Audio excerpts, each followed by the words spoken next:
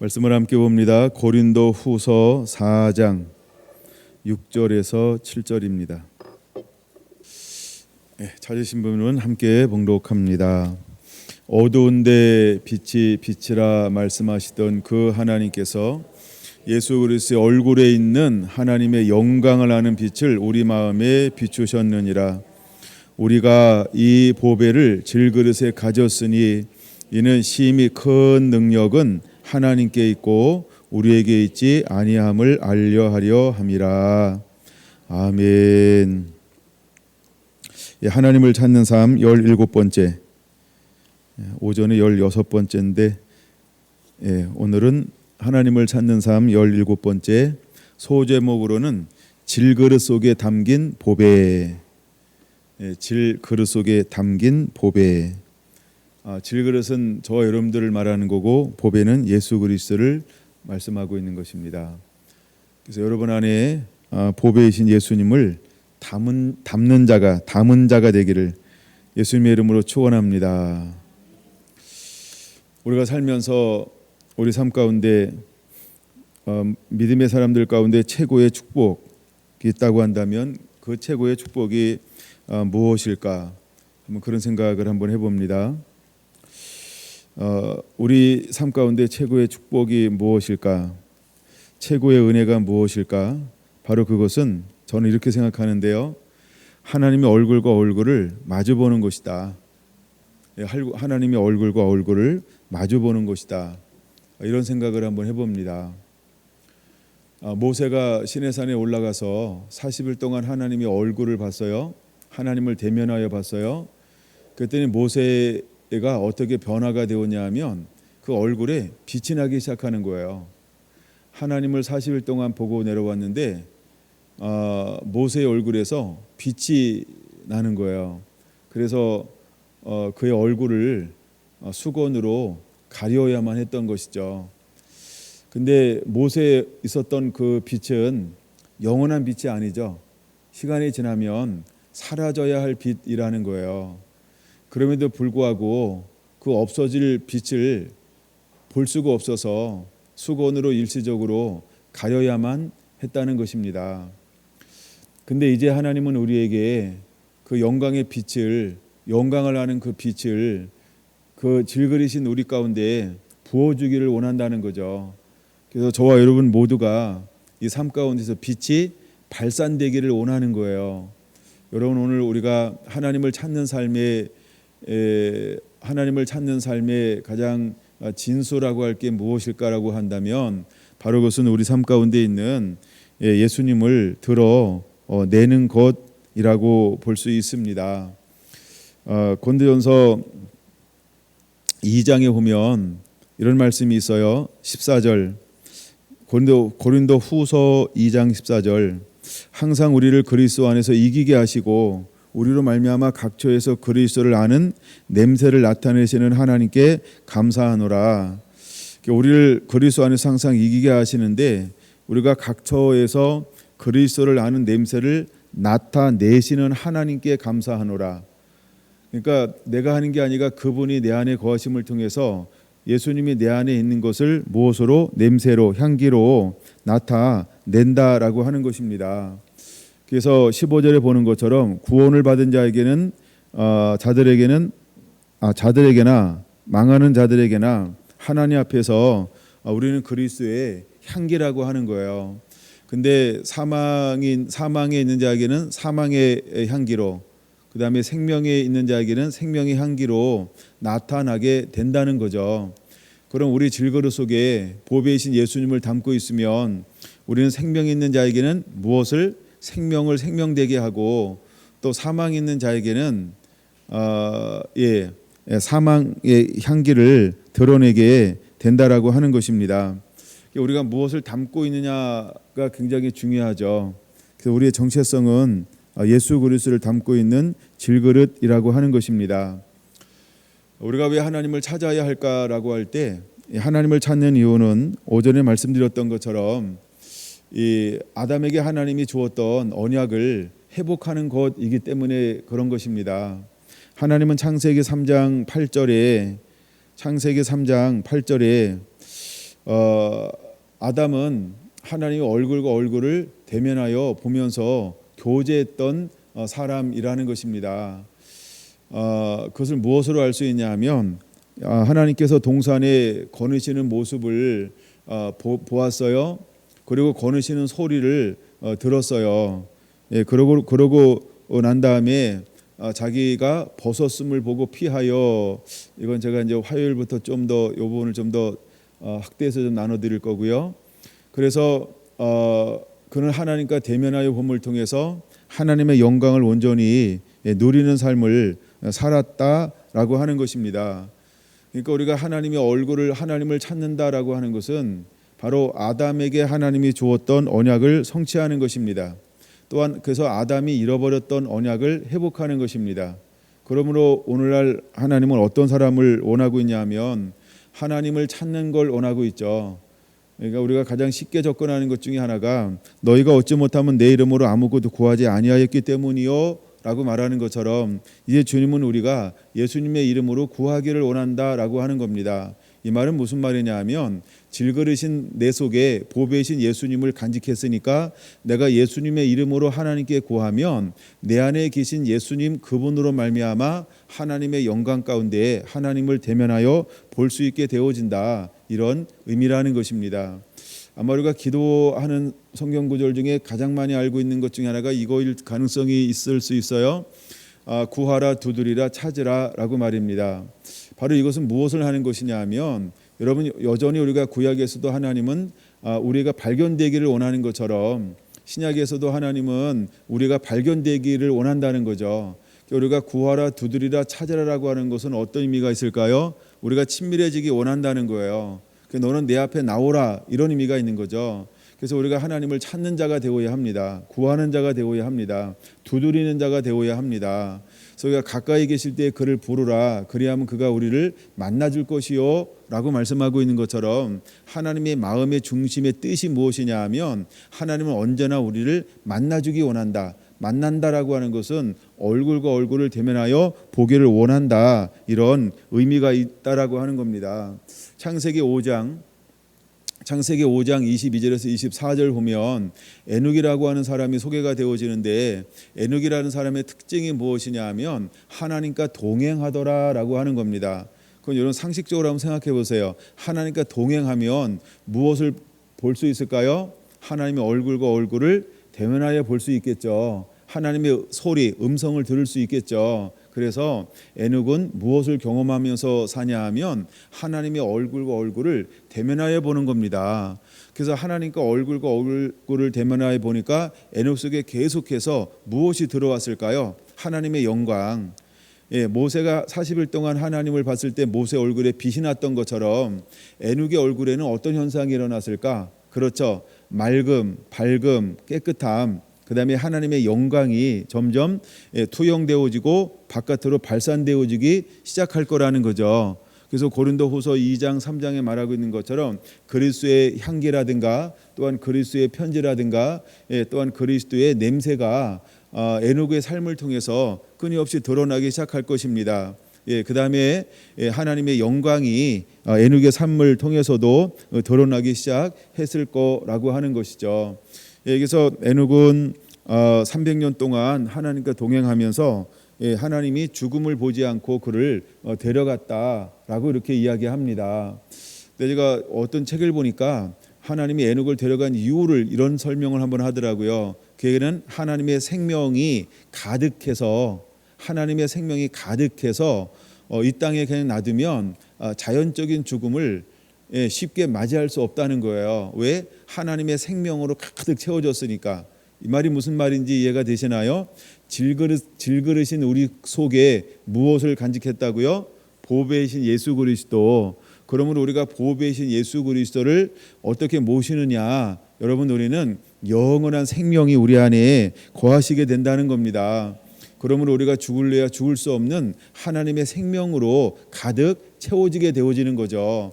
우리가 하나님의 말씀만 순종해도 이 땅에서 어떤 역사가 일어나냐 하면 모든 것의 회복이라는 역사가 일어납니다. 이걸 우리는 번성이라고도 말할 수 있고 회복이라고도 말할 수 있고, 그래서 말씀의 순종만 해도 잃어버렸던 모든 것에 원상 복구가 일어나는 것처럼 우리가 말씀이신 그분을 간직할 때 예수님은 생명이라고 그랬고 예수님은 지혜라고 그랬고 예수님은 모든 것이라고 그랬는데 질그릇 가운데 예수님을 간직하면 우리 안에 그 모든 것이 원상 복구에서 회복되어지는 놀라운 역사가 일어나게 되는 거죠. 사마리아 여인에게 예수님께서는 내가 주는 물을 먹으면 마르지 않는 샘이 될 것이다. 즉 물이 지속적으로 솟아나게 될 것이다. 너무너무나 놀라운 말씀을 하고 계시다라고 하는 것입니다. 그런 것처럼 예수님이 주는 것을 먹기만 해도 마르지 않는 샘, 즉 끊임없이 생수의 강이 솟아나게 되어지는데, 근데 이 생수의 강이 이르는 곳들마다 어떤 역사가 에스겔 47장에 보니까 나타납니까? 모든 죽은 것들을 살리는 역사가 일어나는데, 하물며 내 삶 가운데서 이것이 마르지 않고 끊임없이 솟아난다고 생각해 보세요. 그럼 내 삶은 어떻게 될까요? 에덴이 그대로 회복되겠죠. 그러니까 아담에게 있었던 언약이 회복되는 거죠. 아브라함에게 주었던 이 축복의 언약이 그대로 회복이 되어지고 있는 것이죠. 이처럼 하나님은 우리가 하나님을 왜 찾는 자가 되기를 원할까? 하나님을 찾고 그분과 함께 동행할 때 우리 안에는 하늘에 가지고 있는 속성이 우리 가운데 그대로 회복되어지게 된다라고 하는 겁니다. 그러므로 우리는 끊임없이 이 하나님을 또 찾고 또 찾는 자가 되어야 할 줄로 믿습니다.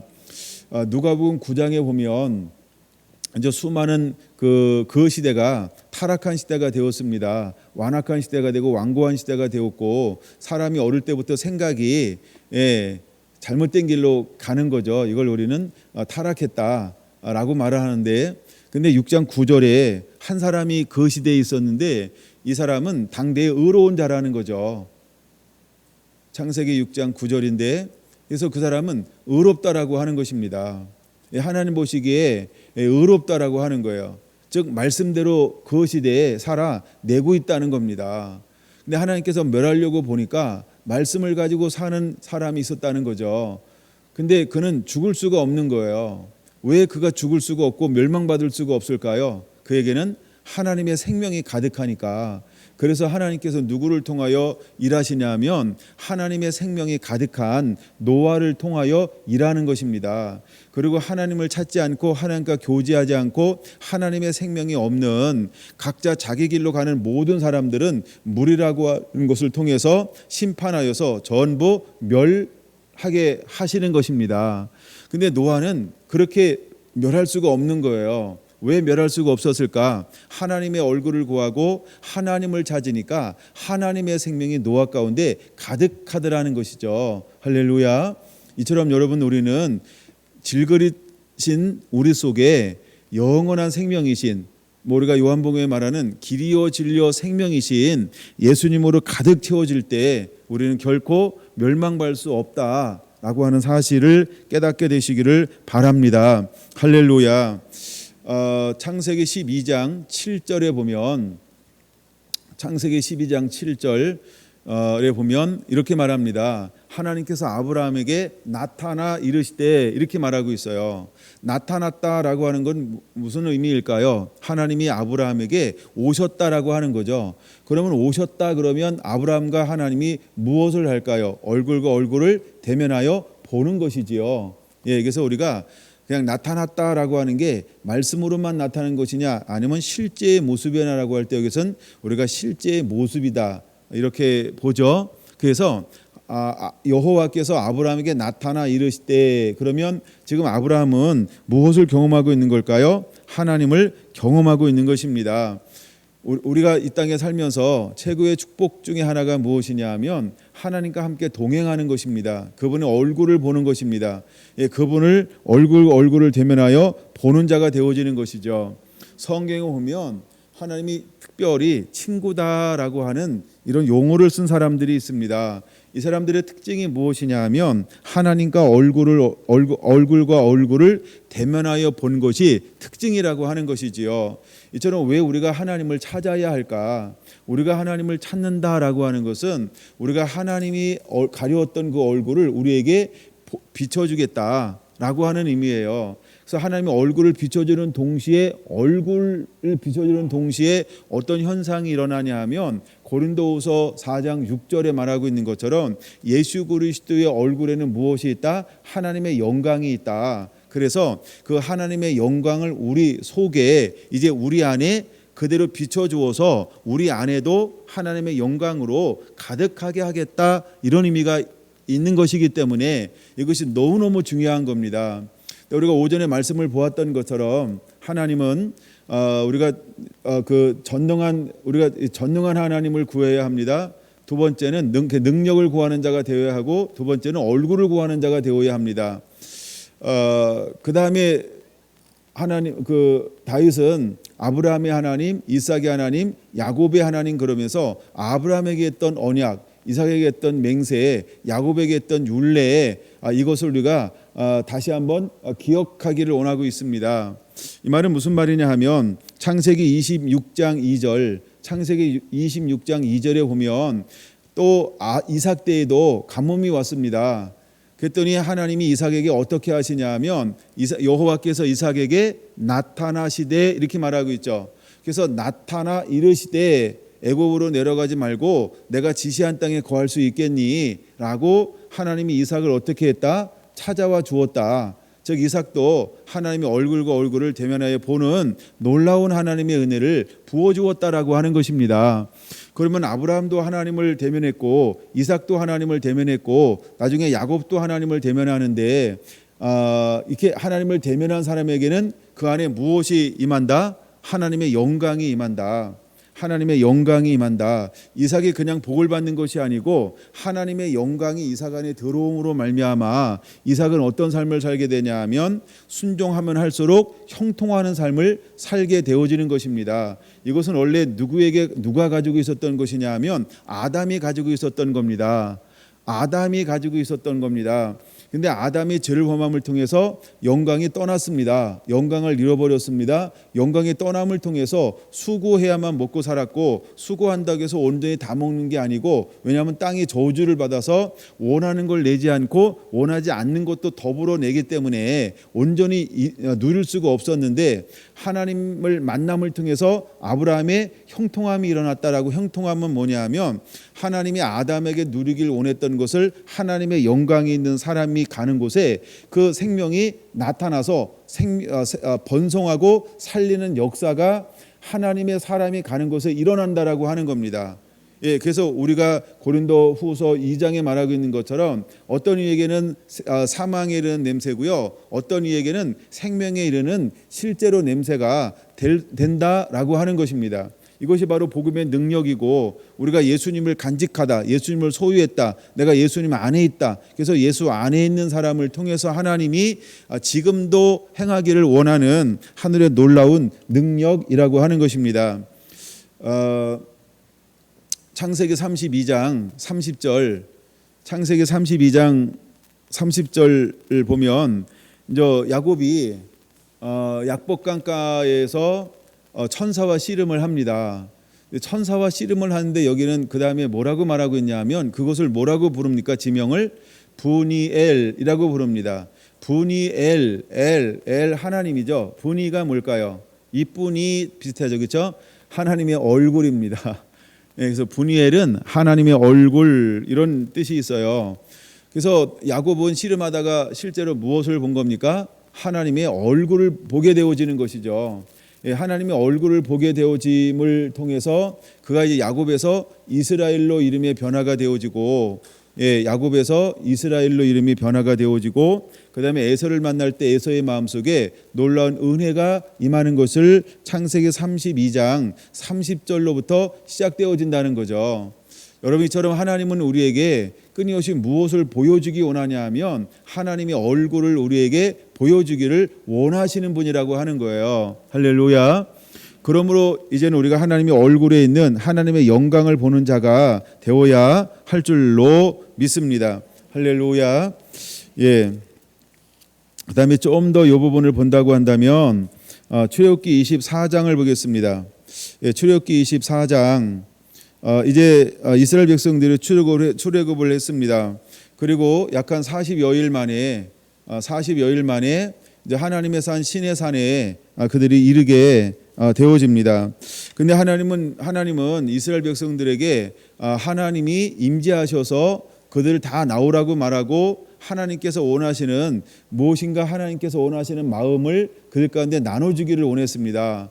근데 백성들이 나오는 것에 대한 두려움을 가지고 있죠. 그래서 백성들이 때로는 제외가 되고 그다음에 장로들도 나오기 원했는데 장로들도 두려워하니까 제외가 되고 그래서 모세와 여호수아 때로는 모세만 그 하나님 산에 올라가서 하나님을 대면하여 보는 이러한 놀라운 은혜를 경험하게 되어지는 거죠. 근데 원래 하나님은 소수 즉 모세만 대면하여 보길 원하는 것이 아니고 실제로 하나님은 모든 사람에게 대면하여 봄을 통해서 하나님을 경외하는 것을 실제로 그들 마음속에 심어주기를 원했다라고 하는 겁니다. 이처럼 오늘날도 하나님은 우리가 극소수 어떤 특별한 사람에게만 하나님의 얼굴을 공개하는 것이 아니고 하나님을 갈망하고 소망하는 모든 사람에게 하나님은 얼굴과 얼굴을 보여주기를 원하고 있다라고 하는 것이죠. 그러므로 여러분들은 하나님을 만나기를 갈망하게 되기를 예수님의 이름으로 축원을 드립니다. 예, 할렐루야. 그래서 출애굽기 24장 9절에 이렇게 9절에 모세와 아론과 나답과 아비후와 이스라엘 장로 70인이 올라가서 이스라엘의 하나님을 보니 이렇게 말하고 있죠. 예, 보니 하나님을 뭐 했다고요? 보니 봤다 그러면 그냥 본 거예요. 그다음에 11절 하나님이 이스라엘 자손들의 존귀한 자들에게 손을 대지 아니하셨고 그들은 하나님을 뵙고 먹고 마셨더라. 그들은 하나님을 뭐 했다고요? 뵙고 실제로 보았다라고 하는 것이죠. 예.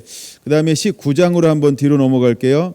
19장 9절을 한번 봅니다. 9절 여호와께서 모세에게 이르시되 내가 빽빽한 구름 가운데서 내게 임함은 내가 너와 말하는 것을 백성들이 듣게 하며 또한 너를 영원히 믿게 하려 함이니라 라고 말하고 있죠. 이것이 하나님의 의도라고 하는 것입니다. 그래서 하나님은 실제로 그들에게 보여주기를 원하는 것이죠. 그래서 우리가 하나님이 임재할 때 우리가 해야 될 것은 10절 11절에 말씀하고 있는 것처럼 스스로 성결케 하는 것입니다. 두 번째 옷을 빠는 것입니다. 11절 그리고 기다리는 것입니다. 주님이 임재할 때까지 기다리는 일을 해야 되겠죠.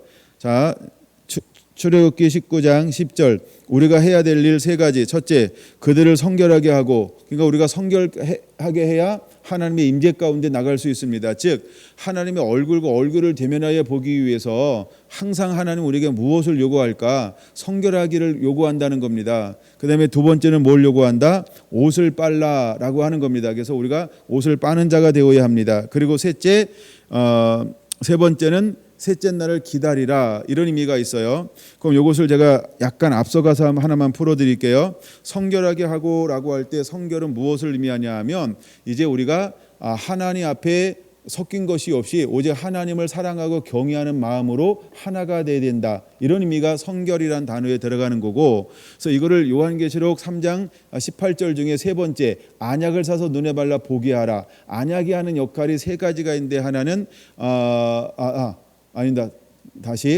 우리가 3장 18절에 뭐냐 하면 연단된 금을 사서 부요하게 하고라고 하는 것처럼 성결케 하고라고 하는 것은 그냥 금, 광석이 아닌 연단된 금, 그래서 섞이지 않은, 혼합되지 않은 이것을 성결하게 하고라는 단어와 같습니다. 그래서 연단된 금이라고 하는 것은 그게 이제 뭐 똑같은 걸 늘 얘기할 겁니다만 우리가 세상을 사랑하지 않는 거예요.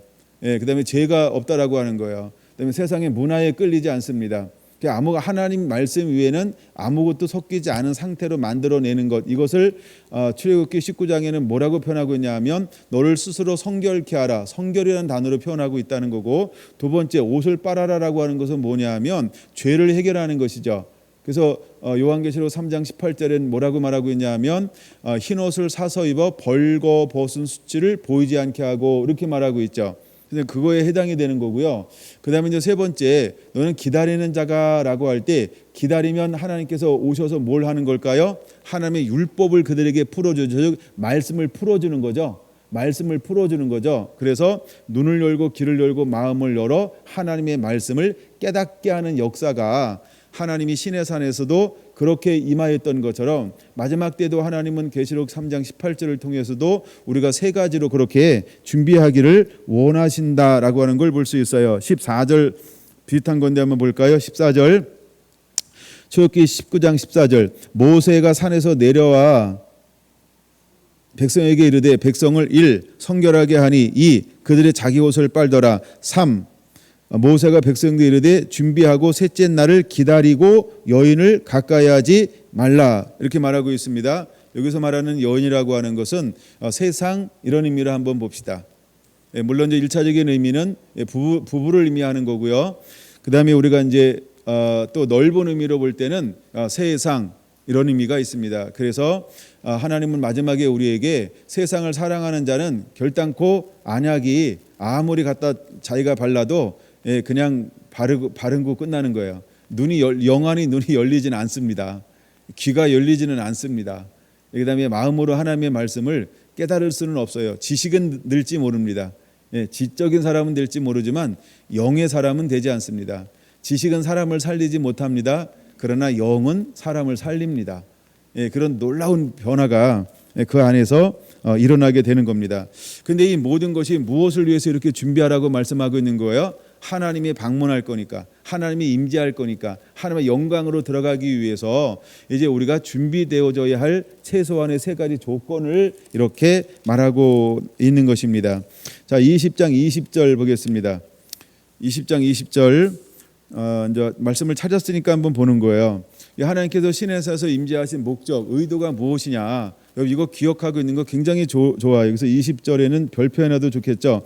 모세가 백성에게 이르되 두려워하지 말라. 하나님의 임하심은 1. 너희를 시험하고 2. 너희로 경외하게 하여 3. 범죄치 않게 하려 하심이라. 이게 임재의 목적이라는 거예요.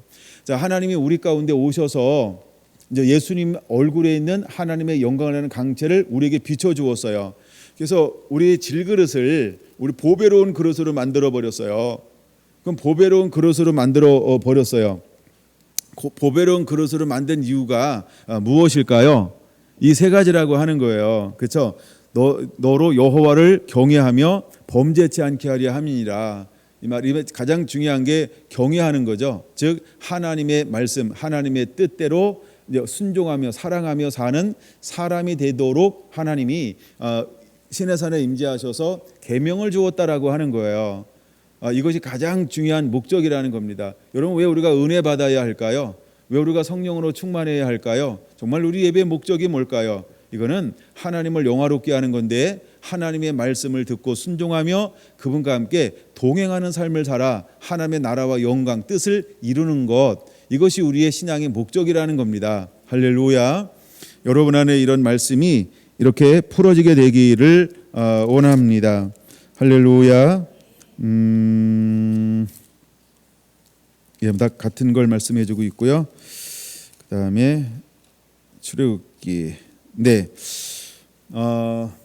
그래서 출애굽기 하나 더 볼까요? 출애굽기 33장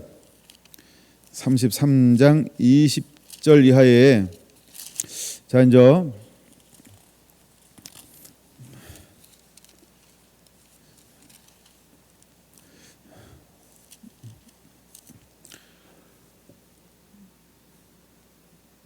모세가 시내산에 올라갔을 때 밑에서 이스라엘 백성들이 금송아지 우상을 만들어서 하나님을 속게 떠났습니다.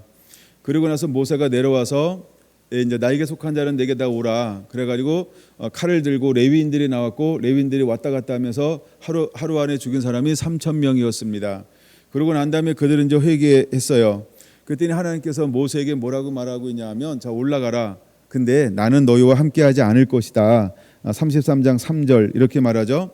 너희는 목이 곧은 백성이기 때문에 내가 너와 함께하면 나의 그 거룩함 때문에 너희를 진멸할까 하나님이 스스로 염려하는 거죠. 하나님은 불의를 차마 못 보신다는 거예요. 그러니까 하나님께서는 완고함, 이 목이 곧은 것을 스스로 볼 수 없다라고 하는 걸 보여주고 있는 거죠. 그래서 함께하지 않겠다는 거예요. 함께하지 않지만 내가 너를 앞서서 그지만 내가 사자를 보낼 것이다. 여기서는 천사를 말하는 건데 그래서 사자를 앞서 보낼 것이다. 그때 모세가 하나님 앞에 엎드려서 중보기도할 때 어떤 기도하냐 하면 하나님께서 우리를 여기까지 인도갖고 내어놓았는데 그러면 이방 사람들이 뭐라고 하겠습니까? 하나님이 우리와 함께하자면 우리는 올라가지 않겠습니다 라고 모세가 이렇게 기도하고 있다는 거예요. 그럼 여러분, 모세는 하나님을 어느 정도 아는 사람일까요? 그렇죠? 어떤 모세는요, 가나안 땅보다도 더 누구를 사랑하는 사람이에요?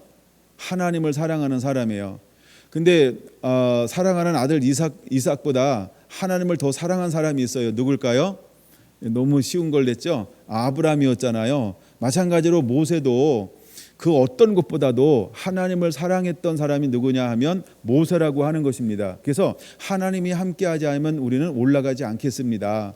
여러분, 이런 고백은 아무나 할 수 있는 고백이 아니라는 거죠. 예, 이런 고백은 아무나 할 수 있는 고백이 아니에요. 우리가 사드락과 메삭과 아벳느고나 다니엘, 세 친구와 다니엘처럼 정말 하나님만을 사랑함으로 섬겨낸 사람들을 보여주고 있어요. 그럼 하나님만 사랑했던 삶을 살아낸 사람의 특징이 뭐냐 하면 실제로 하나님이 어떤 분인지를 아는 사람이라는 거죠. 그래서 이 사람들은 전부 뭘 경험하냐 하면 하나님을 얼굴을 경험하는 거예요. 하나님의 영광을 우리 마음속에 품은 사람들이라는 거죠. 그래서 질그리신 우리 속에 보배이신 하나님을 간직한 사람, 예수님을 간직한 사람만이 실제로 그 어떤 것보다도 주님을 더 사랑하는 실제 삶을 살아내더라는 것입니다. 여러분, 이제 우리 안에 이런 은혜가 임해야 할 줄로 믿습니다. 할렐루야, 할렐루야. 여러분, 그런 은혜의 단계까지도 여러분들이 믿음이 장성한 자가 되기를 예수님의 이름으로 축원을 드립니다. 아멘.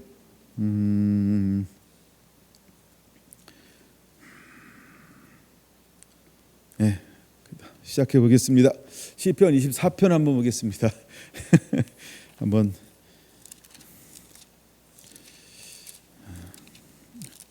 제가 지금 속으로 시간 조절을 하고 있어요. 최대한 간략하게 하려고 한번 노력해 보겠습니다. 시편 24편을 보겠습니다. 시편 24편, 우리는 우리의 예배를 받으시는 하나님을 볼 수 있어요. 먼저 6절 먼저 한번 같이 읽습니다. 6절 시작. 이는 여호와를 찾는 족속이요 야곱의 하나님의 얼굴을 구하는 자로다. 할렐루야. 자, 이제 예배자의 자격이 있습니다. 예배자의 자격이 있는데 예배자는 어떤 자격을 가지고 있냐면 크게 네 가지 자격을 가지고 있는데 이렇게 1절에 이렇게 말하죠. 땅과 거기에 충만한 것과 세계와 그 가운데 사는 자들은 다 여호와의 것이로다. 이게 기본 전제예요. 우리 모두는 누구에게 속했다? 하나님께 속한 것이다. 그러므로 우리도 누구에게 속한 거예요? 하나님께 속했다. 그럼 우리가 하나님께 속했다라고 하는 것은 무슨 의미가 있냐면 그럼 무엇을 위해서, 누구를 위해서 살아야 한다, 이게 속해 있다는 거예요. 그럼 여러분, 누구를 위해서 살아야 할까요? 우리를 지으시고, 그렇죠, 우리를 만드시고 우리에게 복 주시고 은혜 주시고 우리를 축복도 주실 수 있고 멸하실 수도 있는 누구를 위해서? 그렇죠, 우리를 만드신 창조주 하나님을 위해서, 할렐루야, 예수님을 위해서 우리가 살아야 한다, 이런 의미가 거기에 포함되어져 있는 것입니다. 그래서 모든 천하 만물의 주인은 누구시다? 하나님이 모든 천하 만물의 주인이시다. 근데 이것을 하나님께서 누구한테 주었다? 예수님께 주었다. 그러면 우리는 어디 안에 머무르는 자가 되어야 한다? 예수님 안에 머물러야 한다. 제가 이것을 이제 시간이 많으면 같이 풀어갈 수 있는 부분은 에베소서입니다.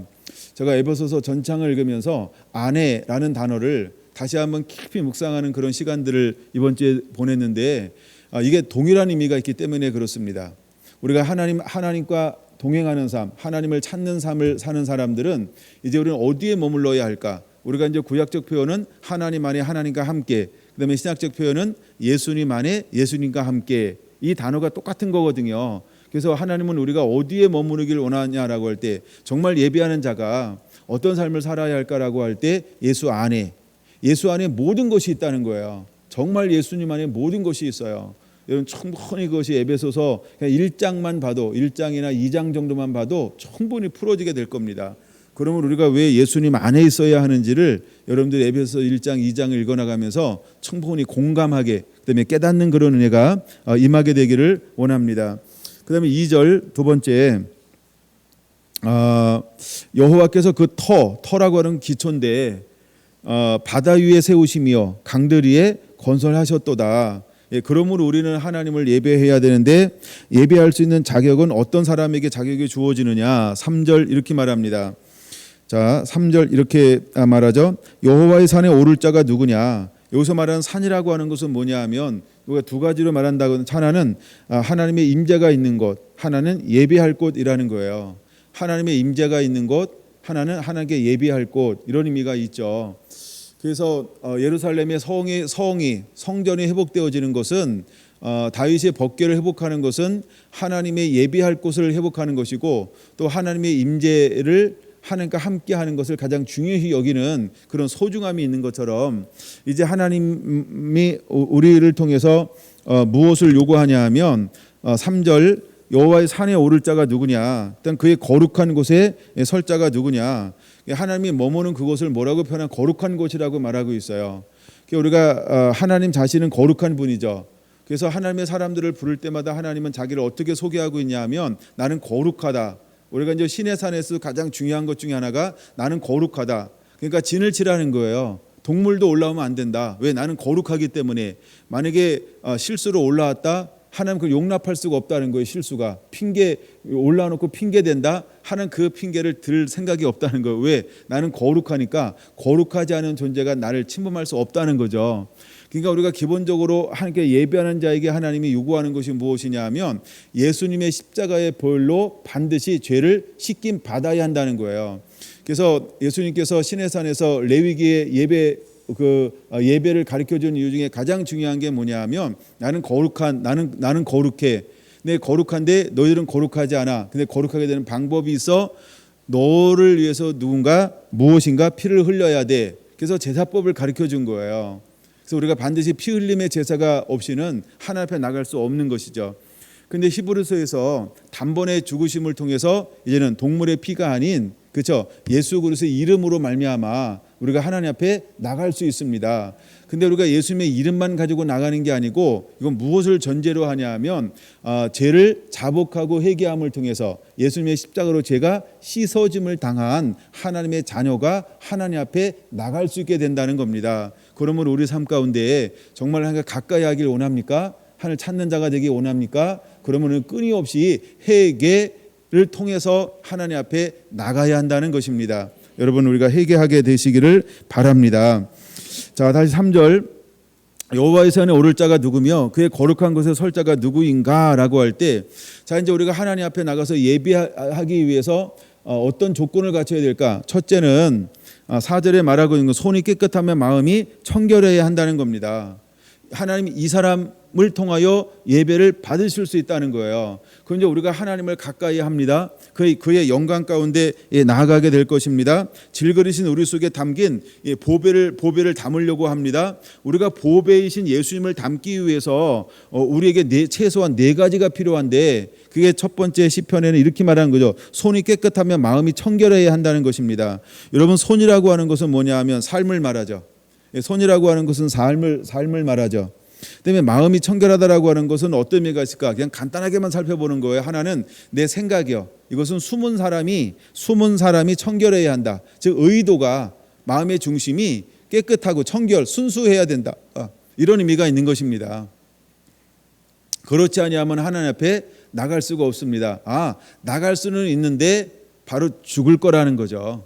아나니아와 삽비라가 죽었던 것처럼 순수하지 않은 의도, 손이 깨끗하지 않고 마음이 청결하지 않은 상태로 하나님 앞에 예배를 드렸기 때문에 아나니아와 삽비라는 즉시 죽게 되어지는 것입니다. 우리가 나답과 아비후가 다른 불을 드렸다. 다른 불을 드렸더니 하나님께서 불이 나와서 그를 죽였다. 그럼 왜 죽일까? 그 거룩한 곳에서 간단합니다. 하나님의 거룩함을 손상시켰기 때문에 그런 것입니다. 민수기 12장 20절도 무리바 물가에서 이제 모세가 명하라 그랬는데 두드렸단 말이에요. 그때는 하나님께서 찾아오셔서 뭐라고 말한다? 너는 나의 거룩함을 이스라엘 백성들 가운데서 손상시켰다고 말하는 거예요. 모세는 하나님의 거룩이어야 한다는 거예요. 그래서 거룩함을 가지고 백성들 앞에 서야 한다는 거예요. 그다음에 백성들 앞에서 나가고 내 앞에 서서 나를 보여줄 통로는 내가 다른 걸 원하는 게 아니라 거룩함, 온전함을 요구한다. 근데 너는 내 말을 듣고도 내 말대로 하지 아니하고 너의 의도가 들어왔다. 뭐가 들어온 거예요? 두 번째가 들어온 거예요. 두 번째, 마음이 청결하면 돼. 다른 의도를 가지고, 그러니까 너의 죽어지지 않는 자아가 살아나서 내 것을 백성들 앞에 베풀었다. 물론 그들은 물이 나와서 물을 먹었지만 나는 물을 먹고 안 먹고 이런 게 더 중요하지 않고 너의 온전한 성결, 마음의 숨은 의도가 완전히 내 앞에 죽어져서 복종하는 것을 나는 원한다. 그러므로 너는 더 이상 나의 통로가 될 수 없다. 그래서 그 다음부터 모세는 쓰임받지 않고요, 바로 죽는 거예요. 그래서 하나님이 마지막 주자에게 요구하는 게 뭐냐면 거룩이라고 하는 겁니다. 이처럼 우리가 하나님 앞에 나가서 이제 하나님의 산에 오를 자가 누구냐, 그 거룩한 곳에 설 자가 누구냐, 마지막에 하나님의 예배자를 부를 때 우리가 하나님의 얼굴을 찾고 마지막 주 오심을 예비할 자들에게 하나님께서는 또 좁은 것들을 요구하게 될 것인데, 그 중에 첫 번째가 무엇이냐면 손이 깨끗해야 한다는 겁니다. 삶이 청결해야 된다는 거예요. 여러분, 손이라고 하는 건 삶이요, 생활이에요. 우리의 생활이 세상의 풍족을 따르지 아니하고 오직 마음을 새롭게 함으로 변화를 받아 하나님을 기쁘시고 하나님이 선하시고 온전한 것이 무엇인지를 그걸 분별해서 우리 몸을 거룩한 산제사로 드린 사람만이 마지막 때 하나님은 추수의 일꾼으로 다시 오실 주님을, 신부들을 추수하는 그 사람으로 하나님은 쓰시고 사용하시겠다라고 말씀을 하고 있다라고 하는 겁니다. 여러분들이 그런 주인공들이 되기를 예수님의 이름으로 축원을 드립니다. 그다음에 두 번째는 뭐냐 하면 뜻을 허탄한 데 두지 아니하는 사람입니다. 뜻을 허탄한 데 두지 않아요. 여기서 말하는 뜻이라고 하는 건 뭐냐 하면 허탄한 데 두지 않는다. 그 생각을요, 세상에 두지 않아요. 그 마음을요, 세상에 두지 않아요. 그다음에 그 생각을요, 우상에게 두지 않아요. 즉 하나님보다 더 사랑하는 것을 만들지 않습니다. 우리가 경기에서 부름받은 사람 중에 법대로 하자면 상을 얻지 못하나니라고 말하고 있는 것처럼 자기의 방법을 가지고 오지 않아요. 그 다음에 군사로 부름받은 자는 자기 생활에 얽매이는 것이 하나도 없나니라고 말하고 있는 것처럼, 여러분 전적으로 모든 걸 다 하나님 앞에 드리고 그 다음에 주님을 따르는 사람들이 되어야 한다는 것입니다. 바로 이것이 하나님이 찾는 마지막 때 예배의 주자라고 하는 거예요. 우리가 하나님을 찾는다라고 할 때, 우리가 하나님을 찾는다라고 할 때, 우리가 하나님의 얼굴을 구한다라고 할 때, 우리 마음속에 우리 삶 가운데 보배이신 예수님을 담기를 원한다라고 할 때, 여러분 반드시 우리는 뜻을 허탄한 데 두지 않아야 한다는 겁니다. 주님보다 더 사랑하는 것이 있으면 실제로 주님의 얼굴을 보려고 마음 먹었지만 주님이 우리를 너무나 궁휼히 사랑하기 때문에 안 보여줘요. 왜? 보여주면 죽으니까.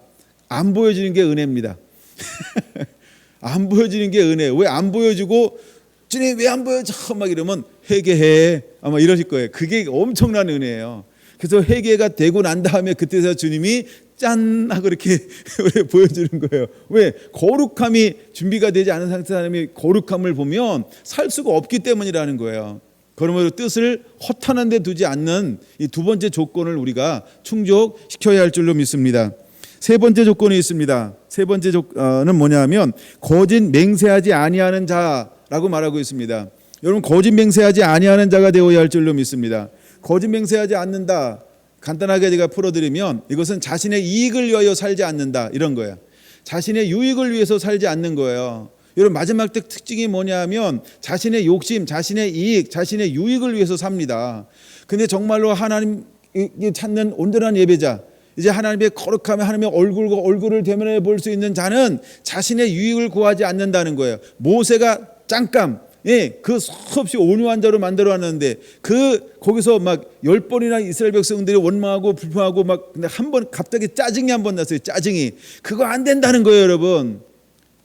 어쩌다가 딱 한 번 아니면 요만큼 했는데 그거 안 된다는 거예요. 모세가 수확을 못해도요, 하나님은 수확을 잘하셔. 그러니까 요만큼도 안 된다는 걸 알아야 돼, 그렇죠? 그러니까 나는 괜찮은데 하나님 입장에서 안 된다는 거예요. 그러니까 여러분들이 그걸 깨달아야 돼요. 그래서 이거 굉장히 중요한 부분이에요. 거짓 맹세치 아니한다. 첫 번째가 그런 거예요, 여러분. 자기의 이익을 구하지 않아요. 욕심대로 행하지 않는다는 거예요. 두 번째, 욕망이 없어요. 욕망. 자신의 육적인 욕망이 없습니다. 거짓 맹세치 아니한다라 할 때 육신의 욕망이 없어요. 여러분, 우리가 이제 돌짝밭과 가시밭의 특징이 뭐냐면 전부 뭐예요? 자신의 이 세상을 사랑합니다. 육신의 정욕을 쫓아갑니다. 재리의 유혹에 넘어지는 거예요. 그게 바로 거짓 맹세하는 겁니다. 있는데 밑바닥에 가라앉았는데 지금은 안 나타나니까 없는 것처럼 자기가 딱 하고 이렇게 거짓으로 나올 수 있어요. 그러니까 거짓 맹세하지 아니하는 자, 하나님이 이 기준을 찾고 있는 거예요. 나는 지금은 안 하고 있는데요. 지금 안 하는 거하고 내 안에 그런 요소가 없는 거하고는 다른 거예요, 여러분. 그래서 하나님은 우리를 들어 쓰기 위해 첫 번째 무엇을 통과해야 되냐면 반드시 연단된 불 속에 들어가야 한다는 거야. 그래서 불 속에 들어가서 계속 녹아져야 하는 것입니다. 어떤 거는 3,000도씨에서 녹아져야 되는 것이 있고 어쩔 때는 4,000도씨에서 녹아지는 것이 있는 거예요. 왜냐하면 그 온도에 들어가야만 분해가 되는 거예요. 분해. 그러니까 우리가 고난이라고 하는 어떤 거는 1단계, 2단계, 3단계, 4단계가 있다고 한다면 때로는 여러분 우리가 4단계랑 가장 깊은 그 처참한 그런 고난을 통과해야만 내 안에 숨어져 있는 동기, 불순물이 전부 용화되어서 녹아서 바깥으로 빠져나오게 된다는 거예요. 그리고 나서 이것을 끄집어냈을 때 가장 부드러운 주님이 쓰실 수 있는 정금이 될 수 있다라고 하는 것입니다. 할렐루야. 여러분, 그래서 여러분 우리가 믿음을 시험하려고 오는 여러 가지 환난이나 연단을 우리는 어떻게 받아들여야 될 것인가?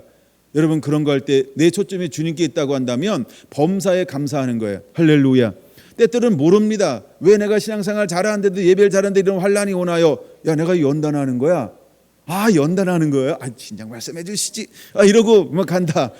이야, 그럼 도대체 하나님께 몇 번이나 힌트 주고서 그렇게 연단할까요? 여러분, 조금 지나면요 힌트도 안 줘요. 그렇죠? 힌트도 안 줘요. 이건 내가 널 시험하는 거야. 이러지도 않아. 그냥 딱 와요. 그때 우리는 늘 무엇을 택해야 될까요? 그래서 범사에 감사하라. 항상 기뻐하라. 쉬지 말고 기도하라. 이는 그리스도 예수 안에서 하나님의 그리스도 예수 너희를 향한 하나님의 뜻이라는 거예요. 할렐루야. 그러므로 여러분들은 매사에 감사를 택하시기 바랍니다. 그리고 우리가 세상에서 말한 잘되고 못되고 그것을 따라서 여러분들이 행복 불행 그렇게 이원화시키지 않게 되길 바랍니다. 할렐루야. 중요한 건요, 정말 내가 진리를 따라간다 그러면 하나님의 말씀 때문에, 두 번째 예수 그리스도의 복음을 증거하는 것 때문에 고난받는다. 그게 믿음의 길을 걸어가는 거예요. 할렐루야. 여러분, 우리가 말씀 때문에 핍박을 받는다, 진리 때문에 핍박을 받는다, 그 길을 걸어가는 자가 반드시 되어야 할 줄로 믿습니다. 우리가 그리스도를 배반하지 않는다라고 할 때 배반하지 않는 것은 무엇을 전제로 하냐 하면 진리입니다. 진리입니다. 진리. 근데 그 시대에 풀어지는 진리들이 있어요. 그래서 그것을 하나님의 말씀이라고 말하고 있고 그것을 예수 그리스도의 복음이라고 말하고 있는 거예요. 그게 요한계시록이에요. 요한계시록 1장 2절, 1장 9절, 그다음에 6장 9절. 그래서 우리가 하나님의 말씀과 예수의 증거로 말미암아 이렇게 말하고 있어요. 그럼 여러분들이 이것을 생명의 말씀이 우리 안에 영으로 풀어졌을 때 능히 그 길을 걸어갈 수 있게 될 것입니다. 할렐루야. 그 다음에 하나만, 거짓 맹세치 않는다라고 할 때 이것은 육입니다. 육. 그냥 심플한 단어가 육이에요. 육. 그럼 육 그러면 육과 짝을 이루는 한 단어가 있죠. 영이라는 단어가 있어요. 그렇죠? 그러면 거짓 맹세한다 이 말은 뭐냐면 내가 육을 쫓느냐 영을 쫓느냐. 육을 쫓는다 이 말은 전부 거짓 맹세하는 거예요. 그러면 이 사람은 예배를 하나 하나님이 받으실 수 없는 예배를 드리는 거야. 그러니까 우리가 끊임없이 무엇의 싸움을 하냐면 이게 내가 육이냐 영이냐 할 때 여러분 우리는 영을 따라가는 거고 육은 죽여야 한다는 것입니다. 할렐루야. 할렐루야. 우리가 믿음의 길을 간다라고 하는 건 얼마나 이 지뢰밭 같은 것들이 많은지 몰라요. 육이 얼마나 많은지 몰라요. 하고 싶은 것들이 얼마나 많은지 몰라요. 편하고 싶은 것도 많고 하고 싶은 것도 많고 그렇죠. 근데 최소한 여러분들은 이 주일날 놀러 가는 걸 포기했잖아요. 그렇죠? 세상이 어떻게 생겼는지 꽃이 어떻게 폈는지 꽃 그리라고 꽃 그려 그랬더니 뭐 십자가 그려놓고 뭐 이럴 줄 몰라요. 구경을 안 해가지고 여러분들이 많은 걸 포기했어요. 그러나 이것으로 안주하지 않게 되길 바랍니다. 우리는 온전하게 또 하나님을 깊이 사랑할 줄 아는 자가 되어야 합니다. 그 다음에 이제 마지막이죠. 네 번째인데, 예배의 자격인데 네 번째인데, 그게 바로 6절입니다. 반드시 우리가 6절을 가지고 있어야 돼. 이는 여호와를 찾는 족속이요 야곱의 하나님의 얼굴을 구하는 자로다. 그 사람만이 3절 여호와의 산에 오를 수 있고요, 그 거룩한 곳에 설 수 있다라고 하는 겁니다. 여러분들은 끊임없이 6절이 있습니까? 여호와를 찾습니까? 여호와를 찾습니까? 그다음에 여호와의 그 야곱의 하나님의 얼굴을 구합니까? 이스라엘의 하나님의 얼굴을 구합니까? 우리가 반드시 이것이 이루어져야 한다라고 하는 것입니다. 그냥 24절 조금만 더 보고 마칠게요. 이제 그 다음 거가 마무리를 해야 되는데, 마무리는 말씀 세미나 때 기억나면 해드릴게요. 예. 자, 그러면 예배의 자리에 오시는 하나님은 어떻게 예배 자리에 오실까요? 하나님은 어떤 모습으로 예배 자리에 오실까요? 여러분, 하나님을 찾는 사람에게 하나님께서 어떻게 만나 주실까요? 어떤 분으로 오실까요? 이런 질문이에요. 그게 7절입니다. 여러분 7절 같이 한번 읽어볼까요? 문들아 너희 머리를 들지어다. 영원한 문들아 들릴지어다. 영광의 왕이 들어가시리로다. 여기서 문들아 할 때 이 문들아 들릴지어다, 문이 언제 들릴까요? 문이 언제 들릴까요? 예배할 때요. 어떻게 예배할 때? 위에서 조건을 가지고 있는 3, 4, 5, 6절 네 가지 조건의 예배를 할 때 하나님이 드디어 보좌가 움직이는 거예요. 하나님의 예배의 문, 즉 하늘의 문이 열리는 거예요. 할렐루야. 하나님의 하늘의 문이 열리면 어마어마한 일이 일어납니다. 우리가 절기를 익히면 어마어마한 일이 일어나는 것처럼, 우리가 하나님의 얼굴을 찾고 우리가 하나님을 진정하게 예배하면 어마어마한 일이 일어납니다. 그게 뭘까요? 뭐가 어마어마한 일이 일어날까요? 그 다음 절이죠. 8절 봅니다. 8절도 어마어마하니까 같이 읽습니다. 시작. 영광의 왕이 누구냐? 강하고 능한 여호와시요 전쟁에 능한 여호와시로다. 할렐루야. 예, 드디어 하나님이 우리 가운데 임하시는데 어떻게 임하시냐라고 봤더니 이 8절에 보면 오시는 모습의 세 가지를 말하고 있죠. 첫째 강하고, 둘째 능하고, 셋째 전쟁에 능한 자로. 할렐루야. 그 뜻에야 비로소 하나님이 우리와 함께 동행하는데, 어떤 하나님으로 우리와 동행하냐 하면 강하신 하나님으로, 능하신 하나님으로, 전쟁에 능한 하나님으로 우리와 동행하시겠다라고 하는 겁니다. 이럴 때 그 사람이 가는 곳에 어떤 역사가 일어날까요? 이것을 우리는 하나님의 군대 이렇게 표현할 수 있습니다. 바로 하나님의 군대입니다. 내가 싸우는 것이 아니라 누가 앞서간다 그랬어요? 하나님이 앞서가신다. 제가 이걸 말씀을 은혜를 받고 나서 이제 절기라고 약간 이렇게 옆으로 가는 거기 때문에 못 나눠 가지고요. 근데 하나님이 언제나 앞서갑니다. 앞서가는 어떤 일이 일어나냐? 자, 예를 들어 여호수아 5장을 잠깐 보면, 여호수아 5장부터 이제 드디어 6장에서부터 이제 쳐들어갑니다. 여리고성으로. 근데 이스라엘 백성들이 앞서가나요? 하나님의 군대 장관 여호와 하나님이 앞서가시나요? 언제나 하나님이 앞서 간다라고 하는 겁니다. 때로는 하나님은요 3일을 앞서가요. 예, 때로는 하나님은요 우리가 2km 정도를 앞서가요. 항상 하나님이 앞서가요. 그리고 우리는 따라가는 것입니다. 우리는 따라가는 거예요. 하나님은 늘 앞서가시는 분인 걸 믿으시기 바랍니다. 그럼 우리는 따라가는 겁니다. 근데 하나님이 앞서갈 때 어떤 하나님으로 앞서가시냐면요, 전쟁에 강한 용사로 앞서가는 겁니다. 전쟁에 강한 용사로 앞서갑니다. 예, 대부분 우리가 이제 영적 전쟁을 하는 부분이 많기 때문에, 그래서 성경은 뭐라고 표현하고 있냐면 강한 용사, 전쟁에 능한 여호와 이렇게 표현하는 거예요. 그래서 우리가 24장에서도 예배가 회복되어지면 이제 하나님을 찾는 거룩한 예배자가 되면 하나님 우리에게 어떤 분으로 오시냐 하면 강하고 능하고 전쟁에 능한 여호와로 오시는 겁니다. 할렐루야, 할렐루야. 그러니까 우리가 싸우는 것이 아니고 우리가 순종하면 그분이 앞서가셔서 천부를 해놓으면 우리는 뭐 하는 걸까요? 줍기, 이거 하면 되는 거예요. 똑같은 거예요, 여러분. 고린도 전서의 3장에 나오는 것처럼 난 심었다, 물을 주었다. 근데 자라나게 하시는 분은 여호와 하나님이시니. 할렐루야. 여러분, 하나님이 자라나게 하는 것입니다. 하나님이 자라나게 하는 겁니다. 근데 하나님이 뭘 필요로 하는 거예요? 심는 자를 필요로 하고 물 주는 걸 필요로 하는 거예요.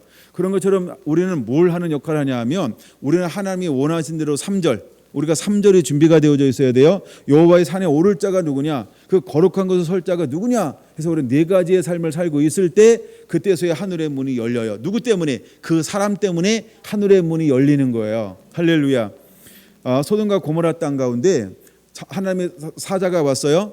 근데 와서 뭐라고 말합니까? 모세하고 아브라함이 기도하죠. 그랬더니 야, 의인이 있으면 내가 그를 통하여 멸하지 않겠지, 이렇게 말합니다. 그와 똑같은 영적인 원리가 풀어지고 있는 것입니다.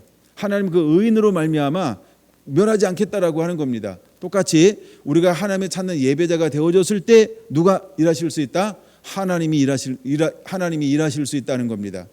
그럼 이제 우리는 어떤 하나님의 사람이 되어야 할까라고 할 때 8절로 하나님이 나타나실 수 있도록 여러분 우리는 3절의 삶을 살아야 합니다.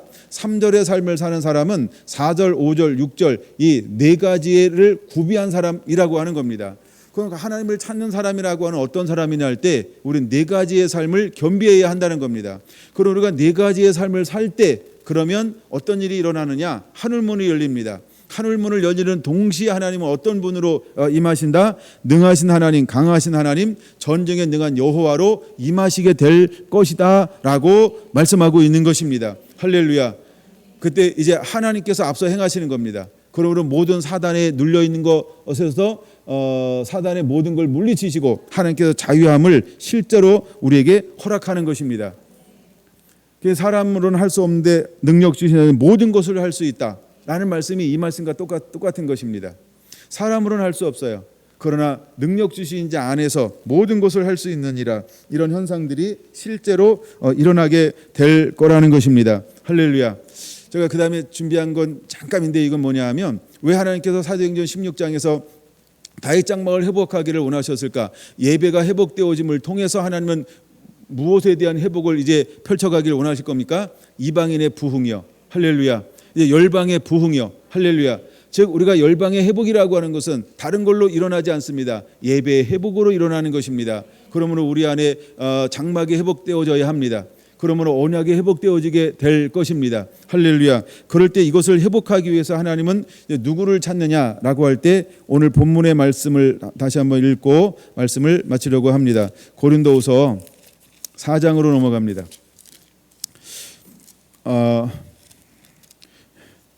이 세상 신은 4절, 고린도후서 4장 4절, 그중에 이 세상 신은 믿지 않는 자들의 마음을 혼미케 하여 그리스도의 영광의 복음의 강체가 비치지 못하게 함이니 그리스도는 하나님의 형상이니라. 그러므로 하나님의 강한 용사로 앞서 행하십니다. 그러므로 하나님께서 이제 수많은 사람들을 미혹해서 혼미케 하는데 앞서 행하실 수 있도록 우리 안에 어떤 것이 회복되어져야 할까요? 하나님의 찾는 장막이 회복되어져야 합니다. 언약이 회복되어져야 합니다. 즉 예배가 회복되어져야 합니다. 그러면 하나님께서 앞서 행하심을 통해서 수많은 사람들을 혼미케 하는 것들을 하나님이 어떻게 할까요? 물리치는 거예요. 하나님께서 그들을 물리쳐 버려요. 그럼 혼미케 하는 것이 떠나갔죠. 혼미케 하는 것들이 떠나가니까 이제 무엇이 가능합니까? 진리의 빛을 비치면 이 사람들에게 어떤 역사가 일어날까요? 그렇죠? 듣고 빠른 시일 내에 깨닫는 놀라운 역사가 일어납니다. 근데 전에는 말씀을 가지고 갔는데도 불구하고 사역이 됐나요? 안 됐나요? 안 됩니다. 잘 안 됩니다. 왜 안 될까요? 그들이 끊임없이 혼미케 하기 때문에 그렇습니다. 혼미케 하기 때문에 그래요. 그래서 그들 안에 뭐가 없어요? 하나님을 향한 갈망, 하나님을 향한 찾지 않아요. 하나님을 찾는 족속이요. 그다음에 하나님 얼굴을 구하는 자로다라고 그랬는데 이게 일어나지 않아요. 배고픔이 없어요. 굶주림이 없어요. 원하지 않아요. 왜? 이 삶으로 만족하니까. 근데 혼미하는 영을 쫓아버렸어요. 강한 용사로. 그럼 쫓아버리니까 이들 가운데 무슨 현상이 일어났어요? 진공 현상이 일어났어요. 진공. 이때 진리의 빛을 비칩니다. 이때 하나님의 영광을 비칩니다. 그러면 우리 안에는 본질이라고 하는 게 본질. 그게 뭐냐 하면 하나님을 경배하고 찬양하며 예배하도록 하나님이 우리를 세팅해 놨어요. 할렐루야. 아담이 불순종해서 떠났다 할지라도 영광에 벗겨졌다 할지라도 여러분 우리 안에는 뭐가 본질로 남아있냐 하면 하나님을 경배하는 거예요. 하나님에 대한 목마름이요. 하나님을 원함이 남아있어요. 할렐루야. 근데 이거 마이가 와서 이것을 억제하고 누르고 속이고 있습니다. 근데 강한 용사로 오셔서 이걸 벗겨놨어요. 그래서 복음이 들어가면 어떤 역사가 일어날까요? 본질이 그대로 회복이 되어지는 것입니다. 그리고 육이 깨어나는 겁니다. 그래서 하나님을 찾고 다시 진리 가운데로 돌아오게 되어져 있는 것입니다. 여러분, 하나님은 이 일을 위해서 우리가 하나님을 찾는 삶을 살아라 라고 말하고 있는 것입니다. 여러분 안에 이 복음이, 은혜가 그대로 풀어지게 되기를 원합니다. 다시 7절, 우리가 이 보배를 질그릇에 가졌으니 이는 힘이 큰 능력은 하나님께 있고 우리에게 있지 아니함을 알게 하려 함이라. 여러분들을 이렇게 하나님 들어 쓰시고 사용하게 될 것입니다.